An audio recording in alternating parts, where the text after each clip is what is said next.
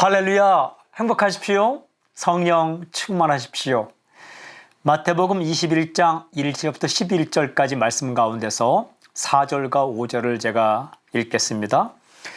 이는 선지자를 통하여 하신 말씀을 이루려 하심이라. 일렀을 때 시온 딸에게 이르기를 내 왕이 내게 임하나니 그는 겸손하여 나귀 곧 멍에 매는 짐승의 새끼를 탔도다 하라 하였느니라.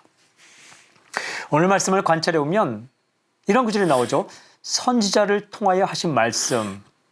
그러니까 예수님에 대하여 선지자가 하신 말씀대로 예수께서 하셨다. 스가랴서 9장 9절의 말씀을 이렇게 인용하고 있습니다. 오늘 말씀을 잘 보면 이런 구절이 나옵니다. 내 왕이라는 말씀과 나귀 곧 멍에 매는 짐승의 새끼 이런 구절이 나옵니다. 왕, 새끼, 나귀. 이게 아무리 생각해도 어울리지 않는 조합입니다. 왕, 예수님께서 메시아로, 예수님께서 왕으로 예루살렘에 입성할 때이죠. 아주 중요한 순간입니다. 왕이라면, 메시아라면 무엇을 타야 합니까? 말을 타야 합니다. 그 당시 로마 군병처럼 개선 장군이 말을 타듯이 말을 타야 맞다는 거죠. 그래야 폼이 납니다. 자기 위치에 걸맞습니다. 근데 예수님께서 나귀 새끼를 탔다는 거예요. 어찌 보면 우스꽝스럽습니다. 이 예수님의 행동을 어떻게 이해하겠습니까?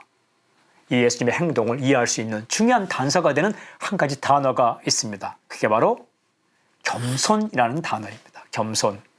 예수님께서 겸손하여서 왕임에도 불구하고 새끼 나귀를 탔다라는 거예요. 이런 생각이 들었습니다. 예수님은 삶의 중요한 순간에 겸손을 선택하셨구나.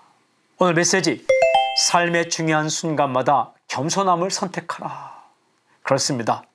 삶의 중요한 순간마다 겸손함을 선택하십시오. 정말 이 순간이 가장 중요한 순간이다 라고 생각될 때 그때야말로 진정으로 겸손함을 선택하십시오. 우리는 자칫 잘못하면 인생의 결정적인 순간마다 나도 모르게 뽐을 내고 거들먹거리고 교만할 수 있습니다. 그러면 망하는 겁니다.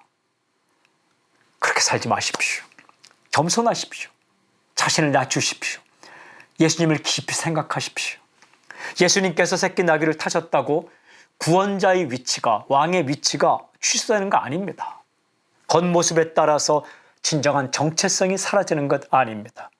삶의 중요한 순간마다 교만이 아니라 겸손함을 선택하면 진정한 존중을 받게 될 것입니다. 오늘 예수님을 본받아 겸손함을 선택하는 그런 하루가 되길 바랍니다. 적용, 예수님처럼 삶의 중요한 순간마다 겸손함을 선택하게 해 주십시오. 아멘. 하나님 아버지, 오늘 우리가 거들먹거리며 교만하게 살지 않고 겸손한 길을 선택하며 살 수 있게 해 주십시오. 예수님의 이름으로 기도합니다. 아멘.